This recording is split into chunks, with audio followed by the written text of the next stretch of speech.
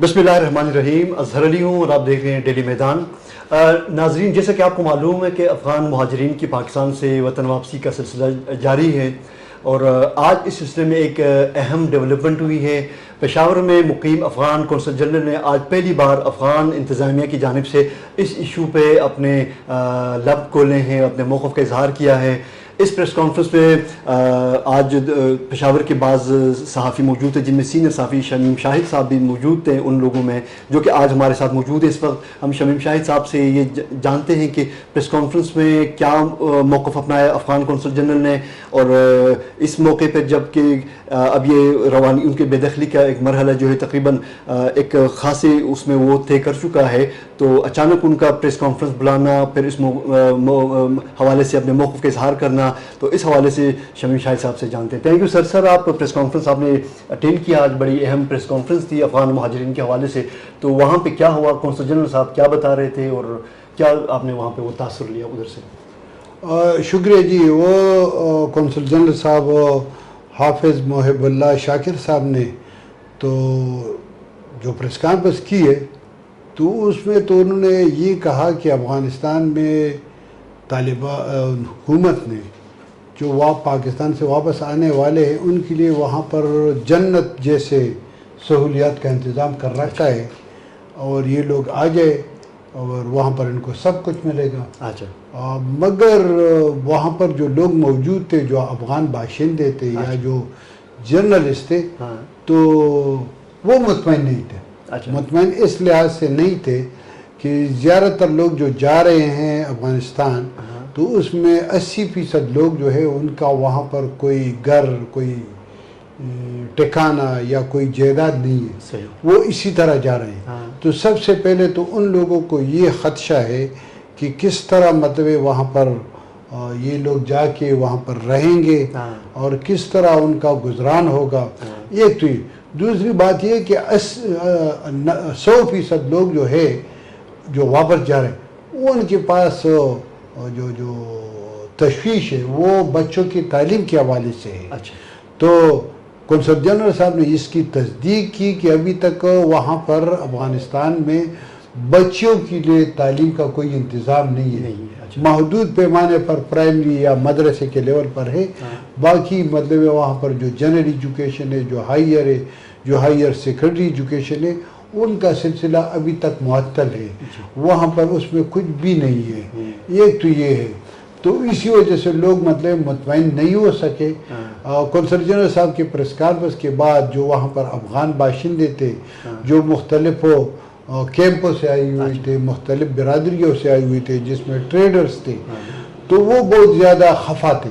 वो कहते हैं कि कौंसल जनरल साहब ने या अफ़गान हुकूमत ने हमारे जो यहाँ पर अमलाक है, हमारे जो यहाँ पर कारोबार है, वो उसके बारे में तो कुछ नहीं बताया। अच्छा। अलबत्ता एक सवाल के जवाब में कौंसल जनरल ने कहा कि जिन लोगों की कारोबार है, जिन लोगों की यहाँ पर जायदादें हैं, दुकानें हैं वग़ैरह, तो इसको महफूज बनाने के लिए आज ही अफ़गानिस्तान से एक वफ़द इस्लामाबाद पहुँच चुका है और वो अफ़गान पाकिस्तानी हुक्काम के साथ मुज़ाकरात करके इस मसले को पर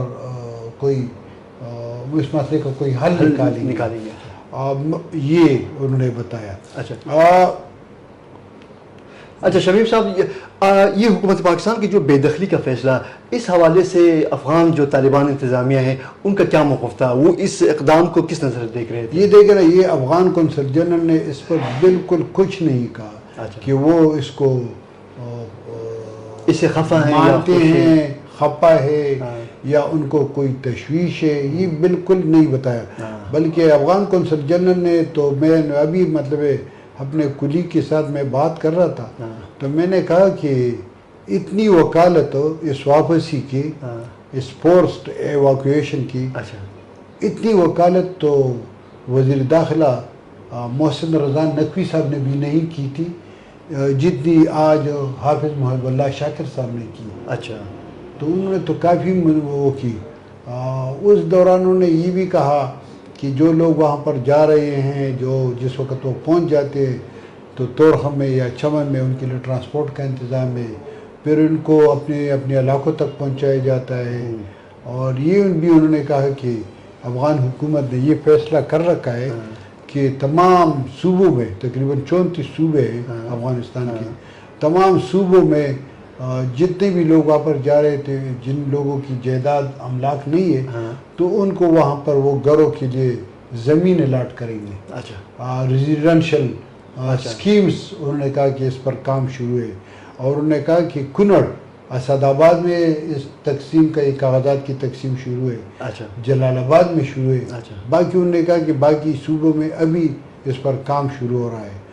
تو یہ تو انہوں نے یہ کہا، مگر میں نے وہاں پر دیکھا جو افغان کونسلیٹ میں جو افغان جمع ہوئے تھے ان کا جو غصہ تھا اور ان کا جو رد عمل تھا وہ بہت زیادہ تشویشناک تھا. اچھا قونصل جنرل صاحب جب یہ دعویٰ کر رہے تھے کہ افغان حکومت کے پاس ایک باقاعدہ ایک ماسٹر پلان ہے ان کو دوبارہ ان کی ری سیٹلمنٹ کے لیے، تو کیا انہوں نے کوئی اعداد و شمار میڈیا کو انہوں نے دکھایا کہ اب تک جتنے افغان فیملیز افغانستان پہنچ چکے ہیں ان کے ساتھ وہاں پہ کیا ہوا ہے، کن کن لوگوں نے سیٹل کیا ہے اور کن اضلاع میں، کوئی اعداد و شمار؟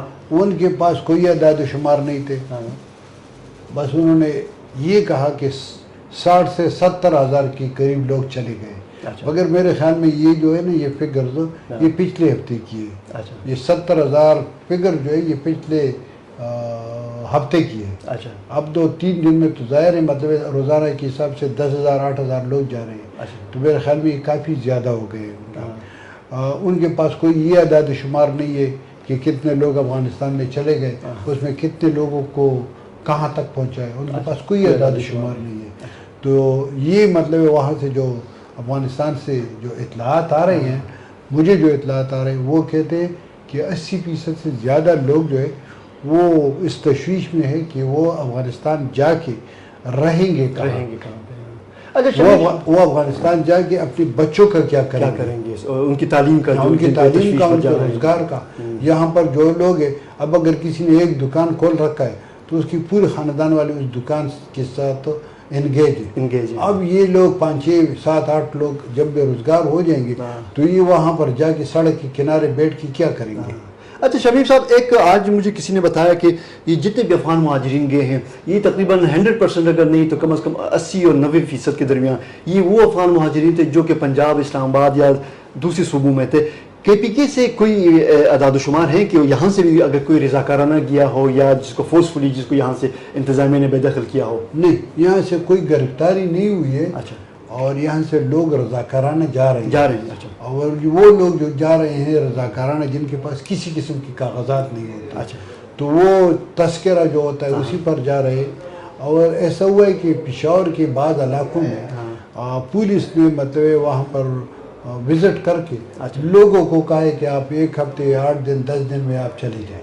لوگوں کے صرف زبانی وہ کر دیے ہیں. کچھ جگہوں پر انہوں نے یہ جو پشاور کی شہری علاقے اس میں کسی ایک گلی میں یا ایک محلے میں بھی انہوں نے اسی قسم کے نوٹسز دیے ہیں. اچھا شمیم صاحب، آخری سوال میں آپ کا اگر میں تجزیہ اگر میں وہ کروں کہ قونصل جنرل صاحب کی پریس کانفرنس کا مقصد کیا تھا، وہ کیا پیغام دینا چاہتے تھے آج کی پریس کانفرنس؟ اصل میں قونصل جنرل صاحب عید کی دوسرے دن گیا تھا کابل. اچھا. اور کابل میں پھر کابل سے اس نے قندھار بھی وزٹ کیا. اس نے وہاں پر جو طالبان کا سپریم لیڈر ہے ملا ہیبت اللہ ان کے ساتھ بھی بات کی تھی. اور جو افغان وزراء ہیں ان کے ساتھ، تو ان کا یہ مطلب پرپز یہ تھا کہ وہاں پر ملا ہیبت اللہ کے حکم پر ایک تمام وزارتوں پر مشتمل ایک کمیشن قائم کیا گیا ہے جس کے سربراہ ملا عبدالسلام حنفی ہے. اور اس کمیشن کے انڈر پھر 12 کمیٹیاں تشکیل دی گئی ہیں. 12 مختلف پروونسز میں، مرکز میں، اور 12 افراد پر مشتمل کمیٹیاں ہیں. اور یہ کمیٹیاں جو ہے یہ جو لوگ واپس جا رہے ہیں تو ان کے لیے انتظامات کر رہے ہیں. ان کا یہ تھا.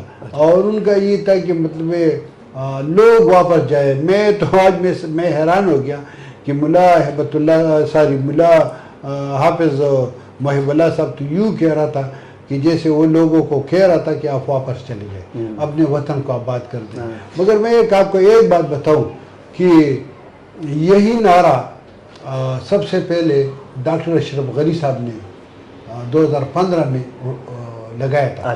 انہوں نے کہا تھا حفل وطن گل وطن. اس وقت انہوں نے یہ کہا تھا کہ جو لوگ واپس آئیں گے ہم ان کو زمین بھی دیں گے، ہم ان کو گھر بھی دیں گے، ہم ان کو کیش اماؤنٹ بھی دیں گے.